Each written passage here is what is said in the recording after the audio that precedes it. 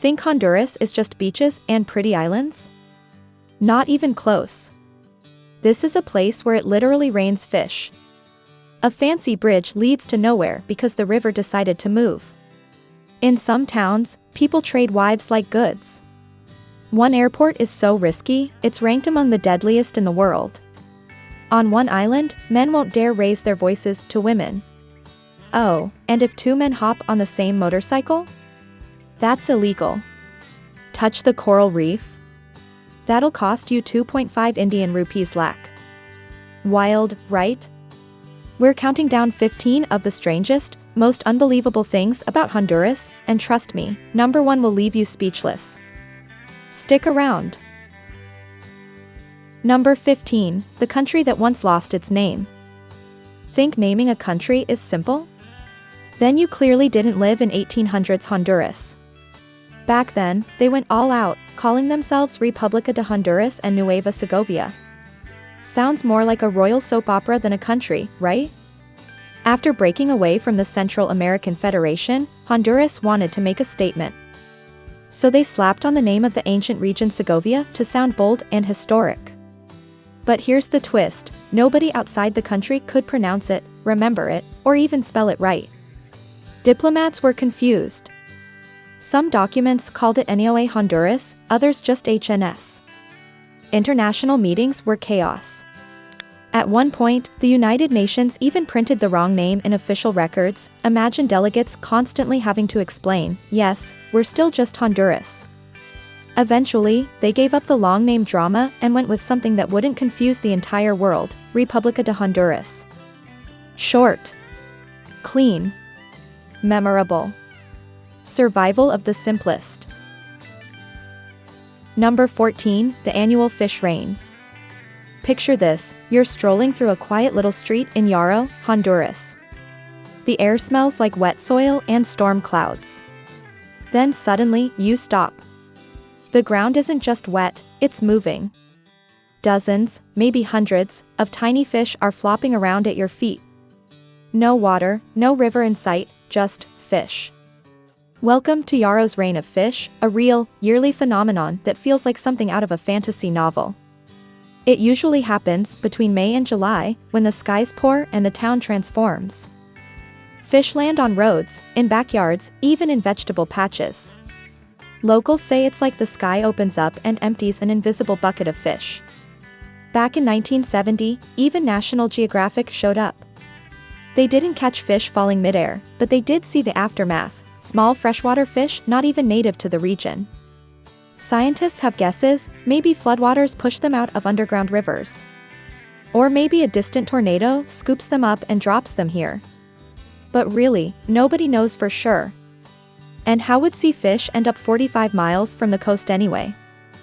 Other countries have seen weird animal rains, too, frogs in Australia, crabs in Mexico. But only Yarrow, Honduras, gets fish from the sky every single year. Number 13, the world's strangest wife-swapping market. Hard to believe, but deep in the misty mountains of northwest Honduras, there's a village where marriage isn't a sacred bond, it's a trade deal. A literal wife market.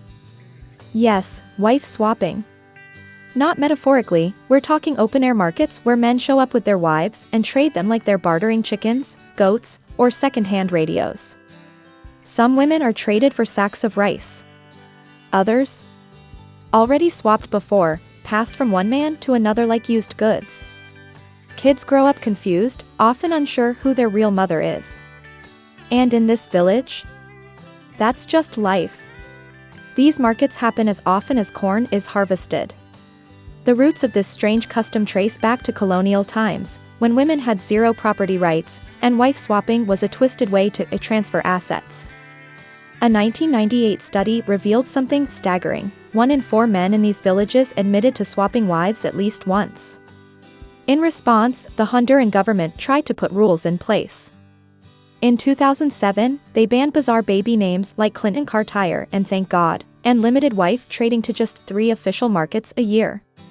It's no wonder Honduras has one of the highest rates of unregistered marriages in Central America. I mean, if your spouse could be traded like an old bicycle, would you ever bother signing a marriage license? Wild, right? Heard of any stranger customs around the world? Drop them below and blow our minds. Number 12. Don't fly into the world's most dangerous airport. Thinking of flying into Honduras? You might want to double-check your arrival airport. Toncontín Airport in Tegucigalpa, the capital, isn't just an airport. It's a thrill ride in the sky. One of the most dangerous airports in the world, and not just by rumor. Picture this, the airport is crammed between steep mountains and a crowded city. Pilots have to pull off a sharp 45 degrees turn just before landing, and there's barely any runway to work with. Only 7,100 feet of tarmac. For comparison, LAX has runways almost twice that long. And yet, massive jets like the Boeing 757 still land here. Not always safely. Back in 2008, an Airbus A320 from Taka Airlines skidded right off the runway and crashed onto the highway below. That wasn't a one-off. It happens more than you'd think. Which is why, when the plane finally hits the brakes and stops, passengers don't just breathe, they applaud. So does the crew. And when you finally walk out, someone might just shake your hand and say, "Welcome. You made it." Want a safer option? Fly into Palmarola International Airport, XPL, just 47 miles away. Bigger. Newer. Much calmer. And no roller coaster turns to survive before touchdown. Number 11. 2 men on a motorcycle illegal in many cities. It might sound strange, even unfair, but in cities like Tegucigalpa, San Pedro Sula, or Choloma, if 2 men are riding the same motorcycle, don't be surprised if the cops stop you immediately. No, it's not about traffic rules or overloading. It's about survival. Honduras has battled a terrifying trend for over a decade: motorcycle assassins. These hitmen usually work in pairs, one drives, the other pulls the trigger, all in a matter of seconds, right in broad daylight. That's why there's a law known as Dos Hombres en Moto, 2 men on a bike. Immediate suspicion. Especially in high crime zones, the red zones. Even if you're just 2 tourists cruising through town or a father and son on a ride, police can and will stop you. Papers checked. Questions asked. Sometimes, even fines. Now here's the ironic part: 2 women on a bike? No problem. A guy riding with his girlfriend? Totally fine. But 2 men? That raises red flags. Doesn't matter if you're best friends, coworkers, or just catching a lift, in the eyes of the law, you might look like trouble on 2 wheels. So next time you're in Honduras, maybe call a cab or ride solo. Number 10. The island where men don't argue with women. Along the Caribbean coast of Honduras, tucked between swaying palms and the heartbeat of Garifuna drums, there's a place where men don't argue with women, and it's not because they can't. It's because they shouldn't. Here, in Garifuna communities like Garinagu, women don't just raise families, they raise the stakes. They own land, lead lineages, make the big decisions. School choices? Up to her. Selling the house? Her call. Inviting your cousin over for Christmas? Better ask her first. Men. They still fish, relax, have their evening drinks. But the moment they walk through the door, they know, respect speaks louder than ego. Staying quiet isn't losing. It's honoring. During sacred rituals like Dugu, if a man interrupts a female elder, he's out. Just like that. It's not disrespect, it's dishonor. And in this culture, that means spiritual imbalance. Tourists who visit say it feels like stepping into a matriarchal world where women don't just influence tradition, they are tradition. So next time you see a Garifuna man nodding while his wife gives him an earful at the market, don't laugh. He's not being meek. He's showing centuries of wisdom. When women speak, you listen. Number 9. The world's most useless bridge. In southern Honduras, there's a bridge in Choluteca that's famous, not for how it looks, but because it leads nowhere. Built in 1998 by Japanese engineers to survive hurricanes, it stood firm during Hurricane Mitch, one of the worst storms ever. But while the bridge stayed strong, the river didn't. It moved. Now, the bridge stands tall, over dry land. No water. No purpose. Just a perfect structure in the wrong place. Over 20,000 people were affected, but the bridge became a symbol, strong, but useless. Today, it's used in business schools as a warning: don't build for the past. Build to adapt. Because in a changing world, being unbreakable means nothing if you can't stay relevant. Don't be the Choluteca Bridge. Number 8, don't go barefoot in a Honduran home. Love going barefoot to feel free or connect with nature. In Honduras, think twice.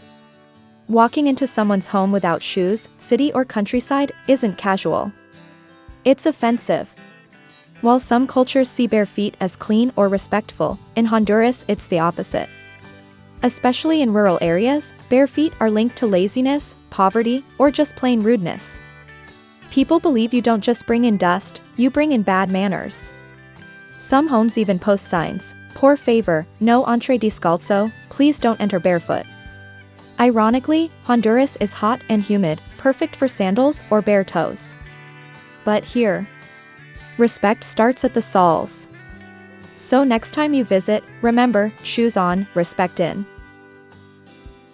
Number 7, the only Central American country with 5 ecological zones. Think a small country can't surprise you? Meet Honduras, where you can wake up in a cloud forest, have lunch on a chilly mountain, and paddle through tropical swamps before sunset. It's the only country in Central America with 5 unique ecosystems, from rainforests and misty highlands to mangrove-lined coasts. In Salac or Cusico National Park, glowing frogs light up the night like something from science fiction. Deep in the east, the Mesquite wetlands feel like a mini Amazon, home to tribes untouched by modern life. Over 700 bird species, 250 reptiles, and countless rare plants live here, many found nowhere else.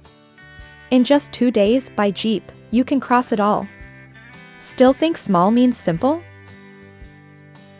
Number 6, Honduras will leave you lost like hide and seek. You can pack your bags, grab mosquito spray, cash, and even a Spanish app, but no one warns you about Honduras's crazy addressing system. Forget neat street numbers like 9360, Main Street, Apartment 203. Here, addresses don't work like that. Instead, expect directions like, between Martin Luther King and Columbus Boulevard. No street numbers. No exact names. If there's no landmark, you're basically on your own. Telling a taxi or Grab driver your address. It's like a guessing game. You might get dropped blocks away, suitcase in hand, lost on a strange street. Anxiety kicks in fast. Google Maps? Not much help either. Most places show up as weird codes, things like 3RW5 or QMQ4, more like secret passwords than addresses. If you're just hitting the resorts, no stress. But renting in Tegucigalpa or San Pedro Sula. Save GPS points, snap a photo, ask neighbors, double-check with your host. Trust me, it's a lifesaver. Number 5, don't touch, step on, or break coral at the Bice-Roten Reef. Honduras takes protecting its natural treasures seriously, especially the Mesoamerican Reef, the second largest coral reef on Earth, stretching across Mexico, Belize, Guatemala, and Honduras. Around Roten, over 500 fish species, colorful corals, sea turtles, manatees, and even whale sharks call this reef home. Here's the crazy part: coral grows super slowly, just a few millimeters to a couple of inches a year. Some coral patches took centuries to form. So, stepping on them isn't just careless, it's damaging history. The rules: no touching, no standing, no swimming too close, and definitely no picking shells. Break them, even by mistake, and you could pay thousands or be kicked out. Nature's paradise comes with serious rules. Number 3, the strange bagged water culture. Visiting Honduras and thirsty? Don't be shocked if the vendor hands you water in a tiny plastic bag called a bula, not a bottle or can. Sounds strange, right? These little bags hold about 13 to 20 ounces, sealed tight. To drink, you bite a corner and suck like a baby bottle. Weird but super handy and cheap, just a few limpa, less than 20 cents. Why bags? Because tap water isn't always safe here, especially outside big cities. Bulas are a quick, affordable fix. Some even come from factories that UV filter the water first. In offices and homes, clean water usually comes in big 5-gallon jugs, like in the US. The problem? These plastic bags don't break down easily, causing pollution. Luckily, some groups are pushing for eco-friendly bags or reusable bottles. Number 2, Hungo Hungo. The dance men can't join. On Honduras's Caribbean coast, the Garifuna people hold a sacred dance called Hungo Hungo, and men are never allowed to join. This isn't for tourists, it's a deep spiritual ritual in the Dugu ceremony, where women connect with ancestors through dance. In clouds of incense and booming drum beats, mothers, aunts, and grandmothers sway slowly, their movements simple but powerful, like they're opening a door between the living and the spirit world. Men stay outside the circle, helping with music but never stepping in. In Garifuna belief, only women who give birth hold the power to call spirits, make peace, and seek guidance. Hungo Hungo shows how women quietly lead, guarding the link between past and present in this matriarchal culture. Number 1, don't badmouth Honduran soccer. In Honduras, soccer isn't just a game, it's almost a religion. The national team is a symbol of pride and unity. And here's a tip, never insult the Honduran team, not even jokingly, especially in a busy bar or cafe. Comparing Honduras to Mexico or the US might seem harmless, but here it's taken seriously, sometimes leading to heated fights. Why? Because soccer is more than a sport, it's what connects over 70% of Hondurans to their country, more than religion or politics. During the World Cup or qualifiers, the whole nation lights up. Kids wear jerseys to school, flags fly from cars, and neighborhoods throw wild parties after every goal. We've explored some strange rules and taboos in Honduras that seem crazy but are real. Which one shocked you the most?